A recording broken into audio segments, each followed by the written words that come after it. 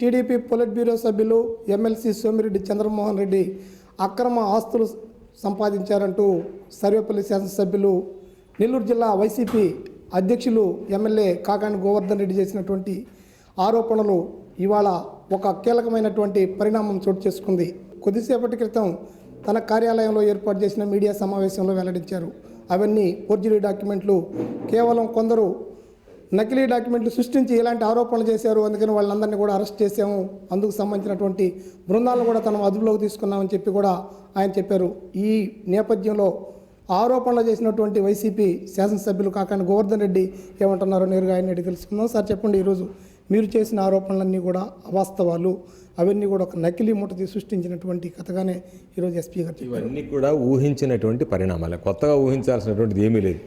ఏ రోజైతే చంద్రమోహన్ రెడ్డి వెళ్ళి Nellore rural police స్టేషన్లో కేసు పెట్టాడో, విదేశాలకు సంబంధించినటువంటి లావాదేవీలు ఏ రోజైతే ఈ రాష్ట్ర స్థాయిలో జిల్లా స్థాయిలో అణగదొక్కాలనేటువంటి ఆలోచనకు నాంది పలికాడో, ఆ రోజు అర్థమైపోయింది ఏంటంటే ఏదో ఒక విధంగా ఇది చంద్రమోహన్ రెడ్డిని బయట వేసేదానికి ప్రక్రియ ప్రారంభమైంది అనేటువంటిది స్పష్టంగా అర్థమైంది.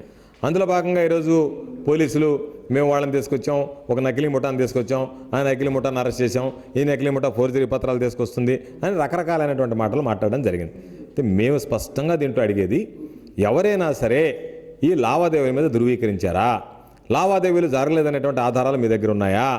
లావాదేవీలు జరగలేదనేటువంటి ఆధారాలు మీ ముందు లేకుండా, లావాదేవీలకు సంబంధించి మీరు మాట్లాడకుండా దీన్ని ఫోర్జరీ అని చెప్పి నీరు గార్చడంలో ఆంతర్యం ఏమిటి? కాబట్టి ముందు లావాదేవీల గురించి స్పష్టత వచ్చిన తర్వాత, ఎందుకంటే అధికార పార్టీకి సంబంధించినటువంటి శాసనమండలి సభ్యుడు ఈరోజు తీవ్రమైనటువంటి వివాదాలు ఇరుక్కున్న తర్వాత ఏదో ఒక విధంగా బయట వేయాలని చెప్పి మధ్యలో పోలీసు జోక్యం చేసి పోలీసుల ద్వారా నివారించాలని చూసేటువంటి ప్రయత్నం జరుగుతుంది తప్ప ఎక్కడ కూడా దాన్ని పూర్తి స్థాయిలో దర్యాప్తు చేయాలనేటువంటి ఆలోచన కొరవడింది. కాబట్టి ఈ ప్రయత్నం మనం ఆలోచన చేయాల్సినటువంటిది.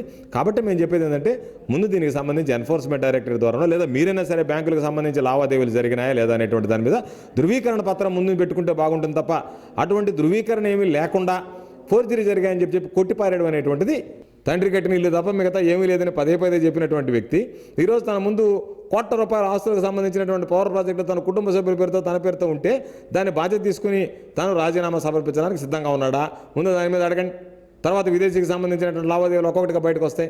కాబట్టి ఈ కేసు నీరుగార్చాలనేటువంటిది స్పష్టంగా అర్థమైపోతుంది. సర్వేపల్లి శాసనసభ్యులు వైసీపీ జిల్లా అధ్యక్షులు కాకాని గోవర్ధన్ రెడ్డి చెప్తున్నట్టు మాటలు ఈరోజు ఎస్పీ చెప్పినటువంటి వివరాలు అయితేమి, అలాగే ఇంతకుముందుగానే సోమిరెడ్డి చంద్రమోహన్ రెడ్డి చేసినటువంటి వ్యాఖ్యానాలు అయితేమి, మొత్తం మీద కూడా తాను చేసినటువంటి ఆరోపణలు దేశీయ అంతర్జాతీయ స్థాయిలో ఉన్నటువంటి పైన ఒక స్పష్టమైనటువంటి స్పష్టత ఇవ్వకుండానే ఈరోజు కేవలం కేసు నీరుగార్చేందుకు ఇలాంటి ప్రయత్నం చేస్తున్నారని చెప్పి ఆయన చెప్తున్నారు. కెమెరా పర్సన్ ప్రవీణ్తో నరసింహులు, HM TV నెల్లూరు.